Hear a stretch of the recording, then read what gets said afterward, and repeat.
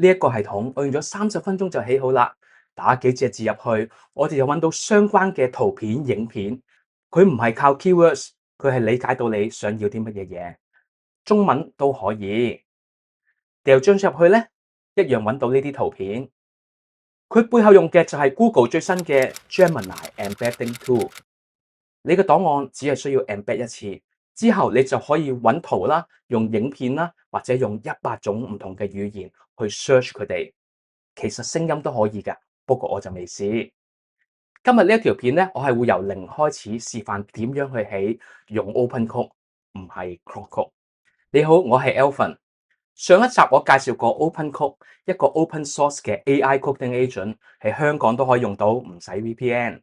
我哋之前嘅影片係用過 N8N 去做呢個 embedding 嘅檔案，做一個 RAG 嘅 AI agent。有興趣可以去睇翻，佢係好勁，但係咧佢只可以 support 到文字文章嘅搜索。如果想加埋用文字嚟揾圖片，用圖片嚟揾圖片，甚至圖片嚟揾影片，呢個嘅複雜度咧就幾何級咁提升啦。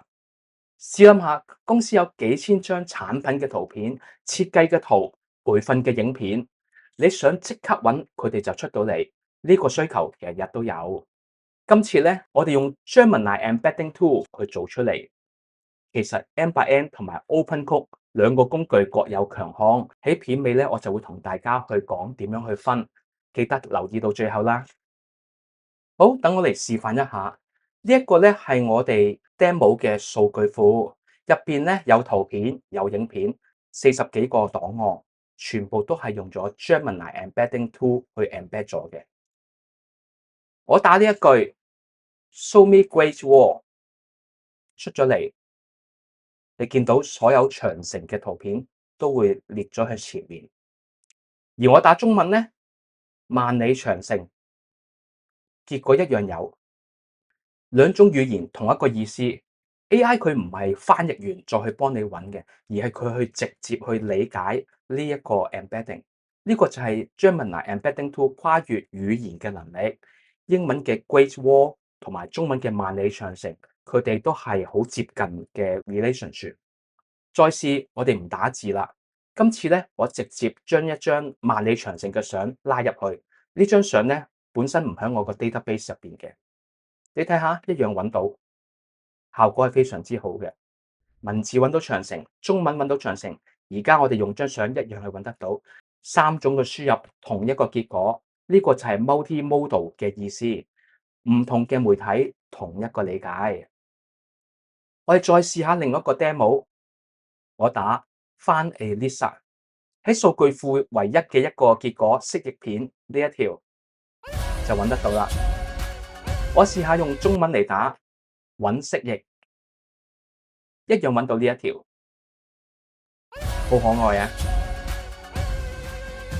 佢知道 Lisa 同埋蜥蜴係同一樣嘢，唔係翻譯，係理解。我甚至試下去用一張相，呢張相咧初稿連顏色都冇嘅，只係一個形狀，我一樣揾到呢條蜥蜴仔嘅，係咪好有趣啊？嗱，睇完 demo 啦，大家可能會問點樣可以做到咁準嘅咧？一個字就係 embedding 啦。embedding 嘅意思就係你嘅資料，無論係文字啦、圖片定係影片，全部都翻譯成一堆數字，然後放入一個多維嘅空間入邊嘅。呢一堆數字代表咗啲乜嘢？唔係外表，係佢嘅意思。你睇到呢個係一個3維嘅空間，而每一點咧就代表一樣嘢嘅。因為 AI 理解咗佢哋嘅意思，所以咧意思相近嘅自然就會聚埋一齊，好似 Lisa 啊、壁虎、蛇呢一類唔同語言都得聚埋一齊嘅。Coffee 嗰邊咧遠喺另外一個角落，你搜索嘅時候，你個問題都會變成一點飛入去呢一個空間入邊，然後將附近嘅鄰居都攞出嚟。例如我打蜥蜴。因為 AI 知道咧蜥蜴嘅概念同 Lisa 同埋蛇其他嗰啲相關，呢一類型嘅點咧都會被搜殺出嚟。而重點嘅就係以前文字 embed 文字，圖片 embed 圖片係完全分開嘅，互相係唔通嘅。但係 Gemini 嘅 embedding tool 咧做緊嘅就係拆咗呢道牆，一個 model 將文字、圖片同埋影片全部同一類放入去同一個空間入邊。文字 list、蜥蜴嘅相片、蜥蜴嘅圖片，3種唔同嘅媒體佢都會喺附近出現。呢個係一個最簡單直接嘅解釋。所以你用文字去揾到圖片，你用圖片去揾到影片，或者調翻轉都得。我頭先有冇講啊？佢仲支援100種語言，唔使翻譯完再揾，因為佢係直接去理解嘅。好，咁我而家教你點樣去 set up。首先我哋講 OpenCook 嘅訂閱。OpenCook 本身係個 open source 一個免費嘅工具，你可以用自己嘅 API key，但係咧佢有2個官方嘅 plan 嘅，一個係高$10一個月，包咗一啲 open source 嘅 model，日常咧其實都好夠用嘅。第二個係 Sand 嘅 Pay as you go，你充值你可以用最勁嘅 model，Claude Opus、Gemini Pro 等等高階嘅 model，適合我嚟做一啲規劃同埋一啲複雜嘅問題解決。我日常用 Go 嚟寫曲，要規劃或者遇到困難嘅時候咧，先至切換去 Sand Plan，好似 Opus 咁樣，咁就唔使好快燒晒啲錢啦。好，我哋而家開始，先建立一個新嘅 project folder 喺呢部機上面，然後 VS Code 咧就喺上面開啟，好似我咁。如果你係未安裝 VS Code 嘅話咧，你可以嚟呢一個網站去安裝翻個 VS Code。而我係中意 VS Code 去配合 OpenCook 嚟用嘅，呢個係我嘅選擇。然後我哋開個 terminal。如果你係未裝 OpenCook 嘅話咧，你就可以嚟呢一度，見到呢度咧有個安裝嘅 command，你就可以擺去 terminal 嗰度安裝。如果你想有完整嘅安裝教學，無論係 Mac 或者係 Windows 嘅咧，你可以參加我哋免費嘅 community，裏邊咧就有 step by step 嘅 guide，又或者你可以睇翻我上一條片，入邊有完整嘅 set up 示範。喺新嘅 project 之下，我哋行咗 OpenCook，你個畫面應該係同我一樣嘅。而家我哋要將 OpenCook 連接你嗰個 plan，你可以去呢個網站去 sign up 或者登入你嘅 OpenCook account， 跟住咧就 subscribe 呢2個 plan。完成咗之後咧，你就可以嚟呢度去揾你嘅 API keys， 抄低咗你個 API key 之後咧，你就可以去翻 OpenCook 呢一度。你只需要去好似我咁做 ，set 翻個 provider， 將個 API key 擺翻落去，包括 Go Plan 啦同埋 Sand Plan。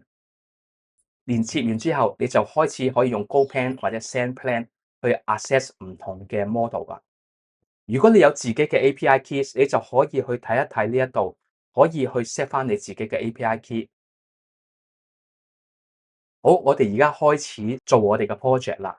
第一件事咧，我哋就做 project 嘅規劃。我哋首先建立一個 doc folder， 喺裏邊我哋建立一個新嘅 MD file， 叫 Gemini-model.md。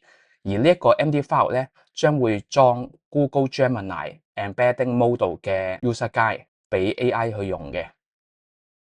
跟住我哋入去 Gemini 嘅呢一個網頁嗰度，我哋撳呢個掣 Copy as Markdown， 跟住就 paste 落去我哋個 MD file 度。而 LLM 咧係好識得讀 MD file 嘅。完成咗之後，我哋就下一步啦。我哋首先切換去 Plan Mode。呢個時候咧，我哋就會用 Sand Plan 嘅 Opus 最叻嘅大佬。我同 OpenCook 打呢一個 prompt。呢一段 prompt 係大概嘅意思係，我要用 Gemini Embedding Tool 將多媒體嘅檔案 embedding 放入 Supabase 嘅 vector database 入邊。檔案嘅本身要留喺 server 入邊，唔需要入 Supabase。我哋用嘅係 Next.js， 幫我規劃，順便生成一個 .env.example， 等我可以加入唔同嘅 API keys。呢一個咧係最 secure 嘅方法嚟嘅。等佢完成咗之後，我哋再翻嚟睇。嗱，你睇到啦，佢已經拆解咗成個 project 嘅 structure、dependency， 連 SQL 咧幫我哋點樣去 create 個 database structure 咧，都俾咗我哋。呢個就係 AI coding 最正嘅地方。你想要啲乜嘢咧？你同佢講，佢會規劃，幫你去 review。喺我哋繼續之前咧，我有樣重要嘅嘢同你講一講。你跟住我去做呢一個步驟咧，你會發覺好多嘢咧嘅結果，你會同我顯示出嚟係唔同嘅，包括佢哋嘅 interface 啦、寫出嚟嘅曲咧，甚至個 structure 都會有唔同嘅分別。呢個係 agentic coding 嘅特性嚟嘅，而每一次寫曲咧都係有少少唔同。不過唔使擔心，因為重點就係你唔係完全去 copy 我嘅，你要識得同 AI 去溝通，叫個 AI 去做一啲唔同嘅改正。好啦，當我哋用 Opus 完成咗個規劃之後咧，第一件事我哋會轉翻去 Build Mode，跟住咧就切換去 Go Plan，用嘅就係 GLU 5.1呢個 model。一般嚟講咧都非常之夠用嘅。其實我第一件事就先叫佢將 Plan Mode 我哋有嘅資料咧全部寫入一個叫 Plan 同埋 Memory 嘅 MD file 入邊，等我哋往後咧個 model 就可以跟住呢個 plan 繼續去做 implementation 啦。嗱，跟住我就叫佢去開始做一個 implementation 啦。嗱，佢又開始自己去寫曲啦，砌緊個 project structure 啦，裝一啲 dependency 啊，建構成個系統，寫埋 front end 添。呢度咧，你會見到 Go Plan 咧同埋 Sand Plan 嘅分別。Go Plan 用嘅就係 open source 嘅 model 去寫曲，速度咧都好快，成本亦都好低。而 Sand Plan 咧就係俾我哋咧需要思考嘅時候，需要做一啲複雜嘅嘢嘅時候咧，等我哋用一個聰明啲嘅腦去解決唔同嘅問題。咁我哋又要等一等佢去做啦。完成咗之後，我哋再翻嚟睇。好，啲曲寫完啦，但係跑之前咧，我哋需要有兩個 service 仲要去搞搞佢嘅。第一個咧就係 Google Cloud 嘅 Vertex AI，呢一個咧係 Google 官方嘅 Enterprise API platform，喺香港咧係唯一可以直接用到嘅 API。咁啊唔使擔心，呢個都好方便嘅啫。步驟咧好簡單嘅啫。第一步，我哋需要入去 GCP 入邊啦。你可能會建構一個新嘅 project，改個名啦，喺呢度撳。大家記住一樣嘢就係 GCP 咧，需要你去 enable 翻個 billing 嘅，即係你需要有信用卡，但係佢咧要用嘅錢其實唔多嘅，但係佢就需要用呢個 billing 咧先至可以用得到 Vertex 嘅 AI。咁你呢度呢一點你要留意翻啦。之後咧，你就會去揾 API 去 enable 一個 API。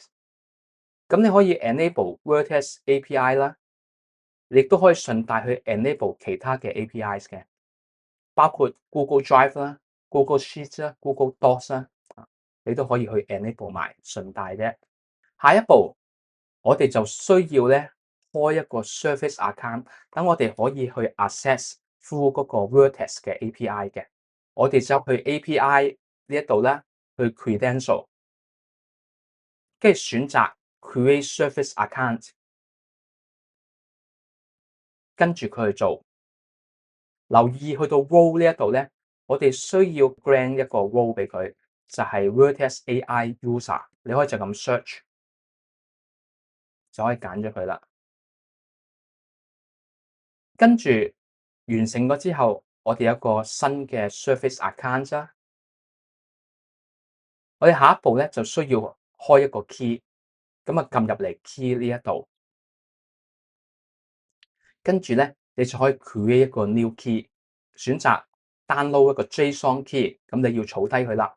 呢個 key 咧亦都唔可以俾人睇到啦，要好小心保存呢個 key，唔好將佢洩漏啦。我哋要使用呢個 key，我哋咧需要做多一個步驟啊，就係將呢個 key 咧變成一個線性嘅 base 64嘅一堆碼。咁我哋會響 terminal 入邊打呢一個曲啦，將佢變成 base 64。你見到呢堆曲咧走出嚟啦，好小心咁選擇 copy 咗佢，直至到底呢個位。咁如果你記得咧，我哋其實個系統咧幫我哋起咗一個 file 嘅，就係 .env.example。咁我哋咧可以將佢 duplicate 咗一份，改名叫做 .env， 再將呢一個 key 就擺入去適當嘅位置，擺去呢度。好啦，咁我哋就完成咗呢一步啊。裏邊亦都有另外一啲 setting， 你可以跟住嚟做。好，下一樣嘢我哋需要 set up Supabase。Supabase 咧呢一個咧係一個 vector database 嚟嘅，而我哋以前喺 M8N 時候咧都用過嘅，係一個非常好嘅工具。佢係一個 Postgres 嘅 SQL，但係佢亦都 support vector database，而免費 tier 咧已經係足夠用噶啦。我哋入咗去 Supabase.com 註冊咗或者登入翻你嘅 account 啦，揀翻免費嗰個就 OK 啦。如果你係第一次去開一個新 project，揀你個 organization 啦，咁你要 set up 翻你個 database 嘅 password 啊，如此類推。裏邊咧佢會叫你揀 region 嘅，咁你可以揀翻近香港或者近你自己嘅 region 啦。例如香港，你可以揀翻 South East Asia，即係響新加坡嘅。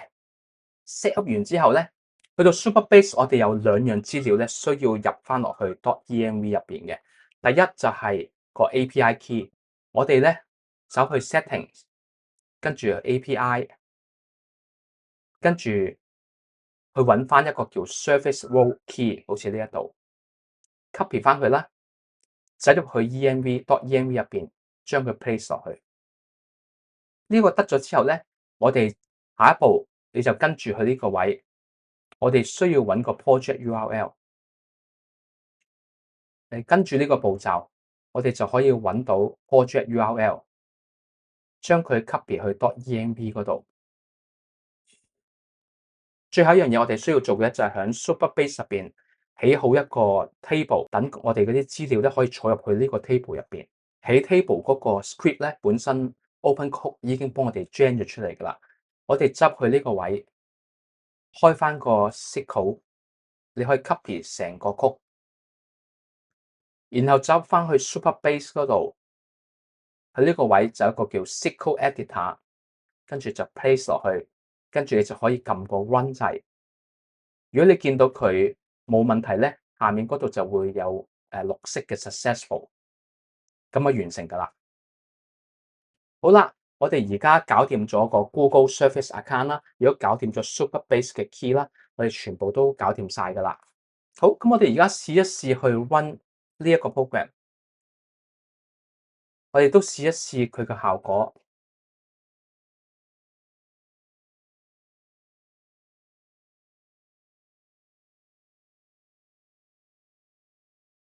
你見到咧，其實佢做到出嚟嘅咁但係個 UI 就唔係幾好睇，亦都未係我想要嗰種因為我想要 ChatGPT 咁樣嘅模式嘅，會再去 refine 嗰個 front end 啦。呢個係我哋嘅第三個 step。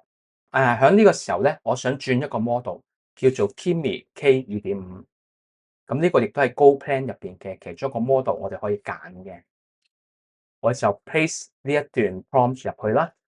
其實做嘅嘢就係咧，我哋其實係需要兩個頁面咁一個咧就係 file upload 啦，佢會自己做 embedding 入去個 Supabase 度。另外一個咧就好似 ChatGPT 咁，我俾我哋去做 query， 我哋可以打文字啦，輸入圖片啦，去 search 相或者影片嘅。咁點解我會揀呢一個 model 咧？因為佢係做 UI 咧就做得靚啲，做得好啲嘅。如果佢做好咗，我哋再翻嚟睇。好啦，佢完成咗啦。咁中間咧其實都有機會你會遇到唔同嘅問題，好似我呢度咁。咁我哋咧都會同佢去 iterate 一兩次，其實就會去解決嗰啲問題。你可以去叫佢去 start 嗰個 server 嘅。而家咧我哋撳入去，就將啲 data 餵俾佢。我呢度有一紮 image 同埋 video 嘅 file， 咁我一次過咧就去餵俾佢。好啦，咁樣翻嚟啦，佢終於完成咗成個 process。我入去 Supabase 嗰度睇咧，你見到總共就有44個 data 喺入邊啦。我哋去翻個版面嗰度 query， 我哋就開始打啦，試一試。嗱，呢個係揾得到，完全冇問題啦。以前做 web 咧，文字尋找文字就係咁，而家咧一個 embedding 文字、圖片同影片全部都搞得掂，仲支援中文、英文、繁體、簡體。呢個咧就係 AI 進化嘅速度。每個幾個星期咧就有新嘅功能走出嚟，你可以淨係睇人 demo，又或者自己喐手去做。你今日就見到我由零去到一個完整嘅 multi-modal 嘅搜索系統，一個完成版啦。規劃 plan mode 咧，我哋就用咗 Zen Opus。標咧，我哋就用 Go。$10一個月，我哋可以完成到好多嘢。3個唔同嘅 model，Opus 規劃，GLU 做 build，Kimi 做一啲 front end 嘅 refinement。工具會變，model 會換，但係識得揀點樣去做咧，呢個能力係唔會過時嘅。好，我而家就兌現頭先所講嘅承諾。究竟 N8N 同埋 Agentic Coding 我哋點樣去分別咧？好簡單，N8N 最強嘅地方就係一眼睇得見。你會砌一個 workflow 出嚟，而每一步咧，每一個齒輪點樣去轉，畫面上面一目了然。老闆同你嘅客戶一睇到，即刻明你做緊啲乜，佢哋都可以參與。如果想換個 model 咧，拖拉一下，改一改，想 set 個 filter，加一個 note， 好快好直覺，唔使寫曲。呢個咧就係 N8N 嘅好處啦。所以 N8N 咧最適合做 project 初期一啲概念嘅驗證、調整邏輯，一種快速驗證嘅方法。如果當你係好清晰你自己要做一啲乜嘢嘅系統去解決問題，你亦都知道點樣去做嘅時候咧，呢個時候 Agentic Coding 咧係可以接受。你同 AI 清晰咁講你嘅要求，話俾佢知咧，我哋個 production code 應該要係點，個 security 應該係點，你就可以用 AI Agentic Coding 咧同佢一齊去做。所以冇話係邊一個好過另外一個嘅。階段唔同，我哋就用唔同嘅工具，識得分就係優勢。AI 唔係要取代人，佢係要釋放人嘅能力。你係老闆，你可以自己去做 prototype，去驗證一啲概念，唔使等人幫你寫。你係 developer 咧，你可以做到更複雜嘅系統、更完善完整嘅系統，幫你做咗一個升級。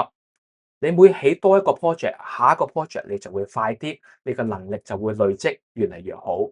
專業係唔會過時，只係會不停去提高。好，如果覺得今日條影片有用嘅咧，記得俾 like、subscribe 同埋撳一撳個鐘仔。今日呢個 project 嘅完整個 prompt 啦，同埋唔同嘅資料咧，我都會放咗喺我哋免費嘅 community 入邊，我哋歡迎大家去參加嘅。